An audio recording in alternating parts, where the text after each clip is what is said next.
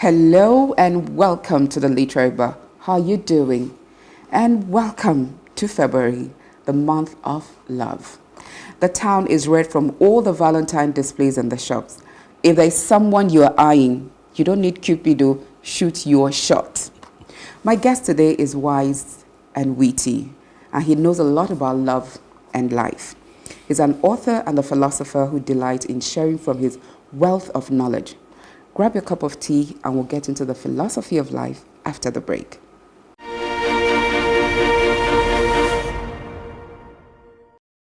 FGM Day, Female Genital Mutilation Day, is on the 6th of February to protest the dastardly act of cutting up and stitching up females like pieces of damaged cloth, from circumcision, excision, and the most egregious of all, infibulations. The integrity of womanhood has been under attack in some cultures for centuries. The reasons are ludicrous, warped, and most are to protect the fragility of man's ego. Unfortunately, female genital mutilation adds no medical benefit to these women. In some severe cases, it leads to VVF, vesico-vaginal fistula, infections, and even death. Please make it stop.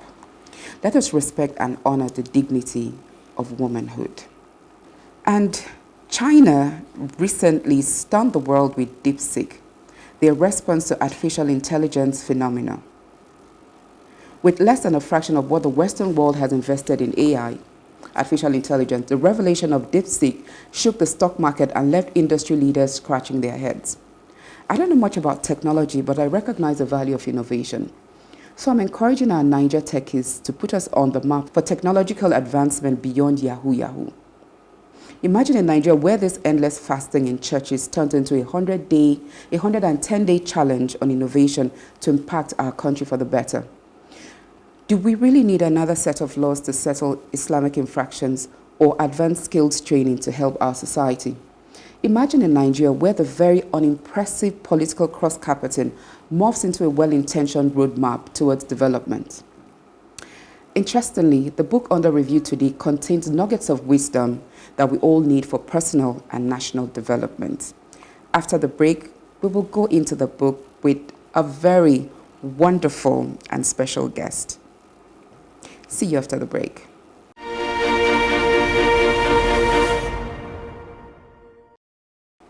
Reverend Dr. Ode Eyeoyibo is a legal consultant and a personal and business development coach and author. Dr. Ode is a lawyer with a PhD in theology and a publisher. He is a senior pastor at Ezra House, a church founded on love, focused on transformational teaching, training, and discipleship. He is the author of Anon, the voice of wisdom. Welcome, Pastor. Thank you. Good to be back here again. Yes, that's why I said you are wonderful and you were special. Wonderful, special. I like those words. Brilliant. And when we call on you, you're always here. There is that. This is hot off the press, Yes. Anon. Yes. So, what is Anon, first of all? Anon is descended from the word anonymous. Okay. And the whole idea, of course, behind the book is, let me just go back a bit. Mm-hmm. I think it was Benjamin Disraeli, okay, 18th century Prime Minister of England, who said that the wisdom of the world is contained in quotations. Oh, wow. And when I read that many years ago, I thought, that's true. So I began to collect and compose little things. And then I also found out that the greatest number of quotations actually come under anonymous. Because they're not able to attribute them to any particular writer. So it's come anonymous. So you'll be shocked at how many thousands of quotes on different subjects are anonymous. So when I was compiling this book, which is what it was, a compilation, a curation of this particular one, I looked for anonymous quotes on various subjects. And it's amazing. I mean, it's totally amazing. The collection, the wisdom, the pithiness, and the depth of the words in these things, and how motivating and inspirational they are. Yes. Okay, because this is a philosophy? Well, yeah, philosophy, practical philosophy, you can call it. When we think about philosophy, we think of something very arcane and abstruse and difficult. But philosophy basically really is the way you live your life. Okay. Philosophy, philosophia, a love of wisdom. Okay, but what I wanted to actually point out that in Africa, we have the sage philosophers. Yes. So our wise men and ancestors, uncles, and because in the villages, anytime they have to do anything formal, you have these guys who come and they keep giving you these proverbs and things like that. And it's never immediately attached to anyone. Right. So these nuggets of wisdom are everywhere. They're everywhere. And nobody has actually been able to say, okay, it was this person who said.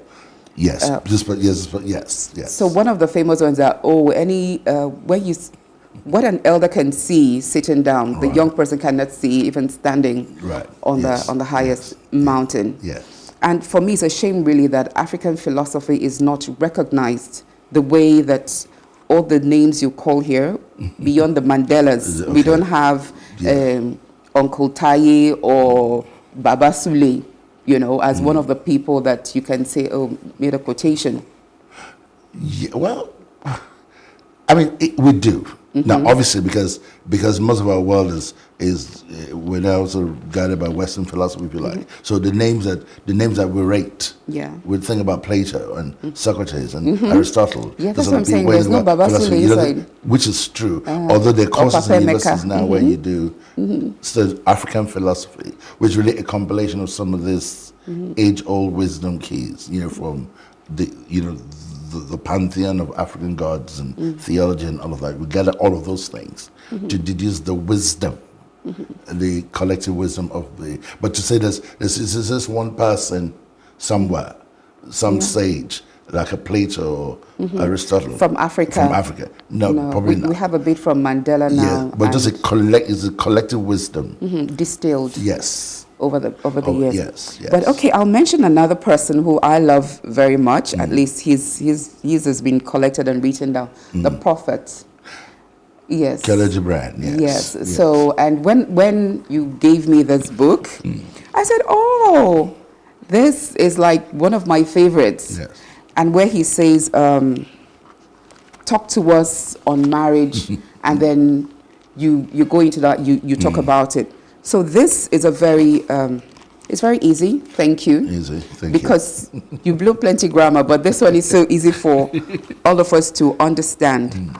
So if at the beginning you start off by talking about what is excellence, and I think that goes a long way in actually describing the person that you are, because you go in to whatever it is. You don't do half measures, and so that is already excellence. And I'm happy you introduced this book on excellence. Thank you. So I will task you on that and say, talk to us on excellence. Well, can I just of course take a pick? Yeah, right.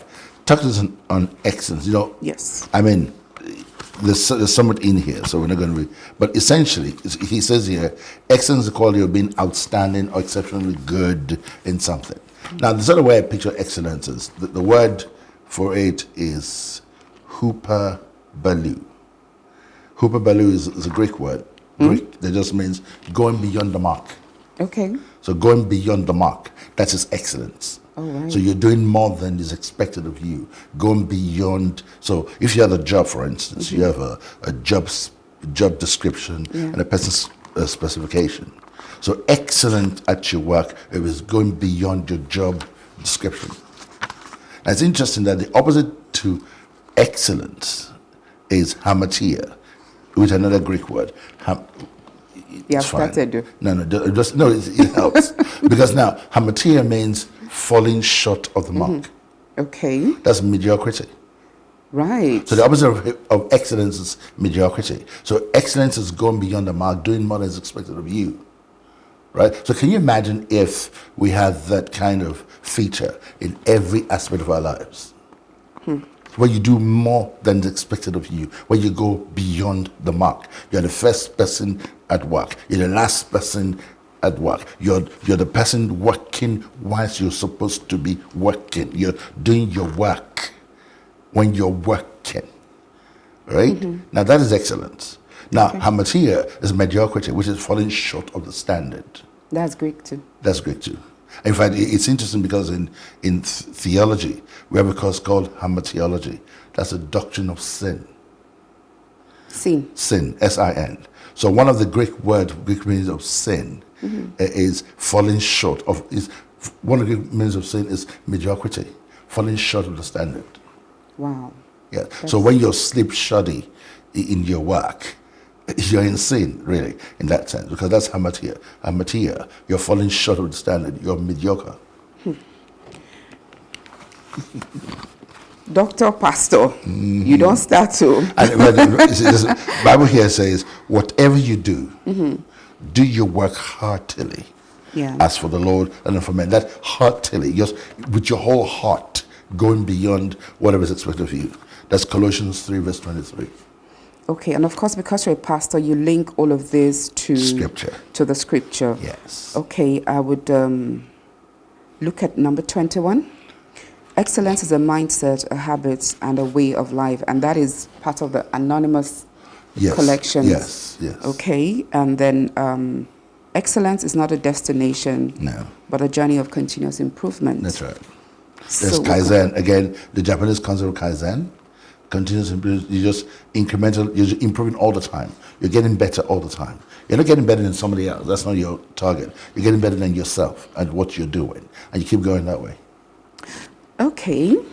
So now that we're done with excellence, this is the love month. This is Valentine coming up. Well. So before anything, guys like to tell women, oh, this Valentine thing, I don't believe in it. It's too capitalist. It's this and that. You know, the ones chasing you now disappear to return after Valentine. Husbands speak quarrel and say, I don't believe in all those things. But just make a woman happy on Valentine's Day. It may, we don't care. Stop whining. Just make a woman happy. All that grammar is not for us. So what do you say to that, you know? Well, in my particularly utopian conception of it, right? You should be making your wife happy every day. Okay. Anyway. But I know that doesn't happen a lot. Okay. So yes, it is true. It is true. If it's that meaningful to the woman, it should be, then we should make the effort, put out all the stops. But not from some kind of, my own thing, where it gets overly materialistic and capitalistic, if you like. But in terms of showing love, yes, I think, yeah. And really, you got to show love to the woman the way she wants to be loved. Not the way you think she should be loved. Correct. But I hope you realize there's also vice versa to that. You don't hear that one. Or there is a vice versa to that. If you water the ground, love will continue to grow. So Anon on love says, page 23, yes, the best of love is the kind that awakens the soul and makes us reach for more, that plants a fire in our hearts and brings peace to our minds. I love it. See? I mean, that is just a perfect description. You know, when you love a person. Yes. Again, the vice versa. Whether it's a woman loving a man. Yeah. Okay. Seriously now. Yes. But that's what it does, right? That's the kind that awakens the soul and makes you want to reciprocate. Makes you want to. You know, the way I sort of picture it sometimes is that, you know, you're so in love with one another, with each other, husband and wife, that you want to overdo each other. Yes. You want to overdo each other. And that is a consequence of that kind of love. What it does is it awakens your soul. It makes you reach for more because you want to do more and to be more for this person. And then it plants a fire in your heart and brings peace to your minds. I mean, all of it just all works together. This is what the totality of this love is about. But remember, this is love in expression. This is not just some love in some kind of lab rat theoretical fashion. You've got to be expressing this for you to get this kind of results. Okay, and then following up with that, this one is very common to all of us. They say, I'm looking for love. I'm looking for somebody. Yes. So, and here you pointed out love is not something you find, it's something that finds you. Yes. How's that? Well, you know, it's like someone says to you, how do I know when I'm in love? Well, you will know when you are. That's the way it is. You know. It's not something. It's not a program you can work to. It's the same sort of thing also. You're not going to go out, I'm looking for love, I'm looking for love. You got to be in the process. You're doing something. But let me give you a good picture for this. When Abraham was looking for a wife for his son, long story. The servant, after he had prayed and all that, the servant says, being in the way, the Lord led me.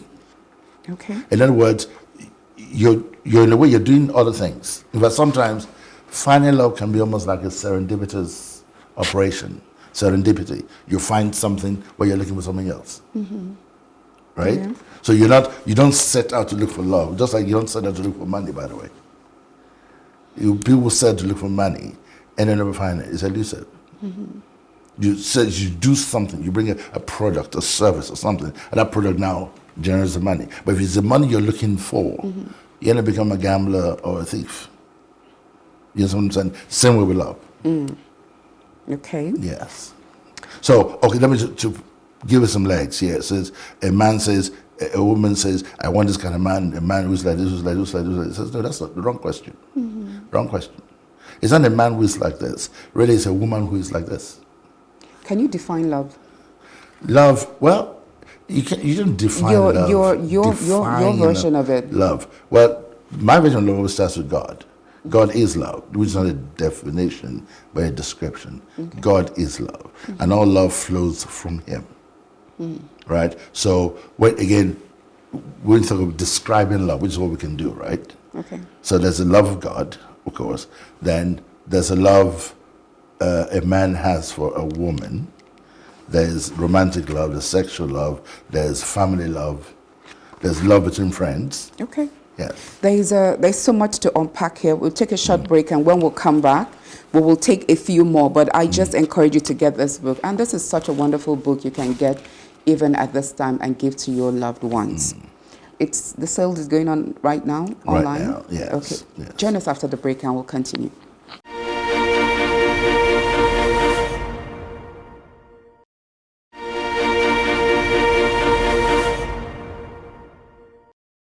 Welcome back. If you're just joining us, this is a literary bar with Dr. Pastor Ode Eyeoyibo, one of my favorite guests, if not my favorite guest. Oh. And I'm always happy when you are here. So we're talking about his latest book. It's called Anon, from Anonymous, The Voice of Wisdom. Yes. So before we went on break, we're talking about love. And you said you have to love somebody for who they are. Yes. So following up with that, I mean, you don't just present yourself to someone anyhow. No. So there's a part of personal development that would also enhance the quality of your being. Yeah, exactly. And you have something to say on that on page 99. So what is personal development? How do we achieve that? It's interesting. There's this quote by Benjamin Franklin, which is not here because it's not Anon. Oh, yeah. It says that if you pour your gold into your mind will pour gold into your pocket. Okay. Okay. The whole idea essentially is that really it's as you develop yourself, your spirit, your soul, your mind, your will, your emotions, your intellect, your body, you develop yourself, you become this kind of person that attracts the kind of person that you want in your life. Oh, yeah. That's essentially that's for me what personal development is all about. And of course in all of those areas of life. Your spirit, your soul, your mind, your will, your emotions, your intellect, your body. Right? That's the essence of personal development. And personal leadership and personal integrity and personal anything really. It's just personal. That means it's work you got to do yourself. It's not dependent on somebody else. It's not my brother, not my mother, not my negative relatives. It's you doing something about your own life. And that's also part of loving yourself. That's what. In fact, that is the central part of loving yourself, really. I remember saying to one of my parishioners, "Don't let me love you more than you love yourself." Okay. Because if I discipline you, if I'm the one who is correcting you and disciplining you and making you do the right thing, basically I'm saying that I love you more than you love yourself. Because if you loved yourself, you would discipline yourself. Yeah, the Bible has something on that. Love your neighbor as yourself. As yourself, which is a standard. Yes. Yeah. So I mean that's for me the personal development thing has been, if you like, the stand-up book of my life for me personally and for the teaching that we do. To help people, in a sense, maximize their potential. I think somebody put it this way. It says to me, Ode, you have a ministry of hope, HOPE, helping other people excel. Okay. I thought that was about 20 years ago. I thought it was a wow. brilliant summation of what we did. Okay, and there's something here on hope as well. Yeah, it's something on hope also. There's Anon on hope. Yeah, hope is a big thing for me, actually. Yeah, because I think hope is everything. Yes. God, we can just keep going back and forth. Okay, something just caught my eye. Anon on character. Yes. Yes. 69. 69. Yes. Anon on character. I mean, when we think about our leaders, for instance, we think about character, competence, courage, compassion, consistency. Now, you can keep going on and on and on, and suddenly just putting those words out there shows exactly what we're missing out. Because we're going to talk politics, but those are all the things that are totally lacking in our body politic at the moment. And you have something on politics Politics here. also, yes. Character is the foundation upon which all of the virtues are built. I was talking about some political characters in the international scene at the moment, and I remember saying to some of my colleagues, Christian ministers, when we were growing up, here's what we're taught. We're taught that character is king. Whether you're a politician or you're a minister or just a human being, you've got to be a person of character. How did that change? Suddenly cash is king. Currency is king. No more character. I mean, okay, let's just go directly to your quotes on politics. Politics. That's 101. Because you find here that I don't know if our politicians lack vision, because the things you see every day, because we're in Lagos. Yes. So on a co-bridge, I keep asking, is it that we lack traffic governance? The Okada riders are coming back and forth. Yes. At a point, I wondered if I left the road and I was in some jungle school, because there are children from 3 to all over the streets cleaning your car, begging. Right. Women are suckling 2 children, And a few feet from you, you're seeing somebody dressed in official government outfit, and all this is happening. Right. Okada drivers are wondering why you are driving on the right lane. Yes. And so if we don't have traffic governance and we're asking people to come into this town to invest, there's a politician who is supposed to be in charge, our locus parenti. Where are they? Well, where is this character you're talking about, that politician? Think about it this way. Somebody said, it was actually Peter Obi who said it, somewhere in 2010. It says our problem is not corruption as such. Our problem is greed. Then somebody else said, a problem is indiscipline. Now, that's my view. We're fundamentally indisciplined people. Now, when I was 20 years old, 1983, I just left law school, man. And I went to Yaba. I think Buhari and Diagma were in power then. I went to Yaba, and I stood in the center of Yaba. I could not believe where I was. I looked everywhere. The place was swept clean. All the motorways and the drivers were in a straight line. Everybody was, you could have used a ruler. Oh my God. See, that thing. Permanent secretaries were being frog jumped for coming late to work. Yeah. In Benin City, in Zapla. Yes. Right? Everywhere. It was trying to establish an ethos, a discipline. We need the enforcement from government. Everywhere in Singapore, that's what it is. Yeah, Lee Kuan Yew, everybody's paying Lee Kuan Yew. And I'm saying that guy Lee Kuan Yew was a dictator. He was with some benevolence. It was a benevolent dictator. It was a dictator. Kagame is a benevolent dictator. He's not benevolent, but Kagame is a malevolent dictator. He's a dictator. But the point is, sadly, unfortunately, right, for development to happen, wherever development has happened, that's always been the foundation. Yes. The foundation of discipline, where the psyche of the people is trained. So there's no point, it's not some politician somewhere or some functionary somewhere. Basically, in this sense, that almost become a national ethos, national character. And if you don't deal with that, We're not going to make any progress anywhere. Doesn't matter where it is. It's crazy. The going around Lagos is so scary. Yes. I remember sometime in December, I was going to about 7:38. Of course, there was no light on the Coal Bridge, and then your Okada riders full light on were just coming at me. That's it. Anyone who knows me know that I'm scared of going out at night because there are no street light. There are even no reflectors on the road for you to know, oh, there's a border here or there. So on politics, I think I'll just tell the government office to take this, go to the part on character and politics to educate their people. It's crazy. Well, we live in a jungle. Yes, that's it. I mean, I remember I was in South Africa a few years ago, and I was in this vehicle spinning down. We got to an intersection, and the street lights were not working. I saw a miracle. When they got to that place, everybody stopped. Street lights were not working. The streets were there, but they were not functioning. Everybody stopped. And then cars went. After some time, this one stopped. And we went. I cannot believe it.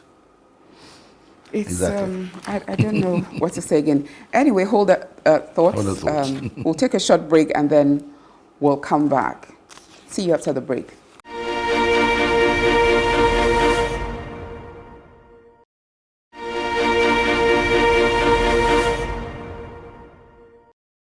Well, the voice of wisdom is unending. So much to say. So much to say, but thank God most of the things are captured in this wonderful book. It's cute, it's small, but it's handy, and it's something we can go about with. I really encourage schools, offices, and everyone to have it. Thank you so much. Thank you, Pastor Ode, for being here. It was a wonderful pleasure and privilege to be here. Yes. Always. Don't forget, the sales are going on right now, so please make sure you get this book. So thank you for bringing love to us, or TIME, time as you call it. Yes. It's always a delight to have you here with us at the Literary Bar. And to you out there, I appreciate your time and I love you for watching. Don't forget that the Literary Bar is always open, so join me and let's keep love alive. Please follow us on Facebook, X, and Instagram, and do subscribe to our YouTube channel at Plus TV Africa. You can watch us on DSTV channel 408 and on YouTube. Make your life a great story. My name is Chinedum. Bye-bye.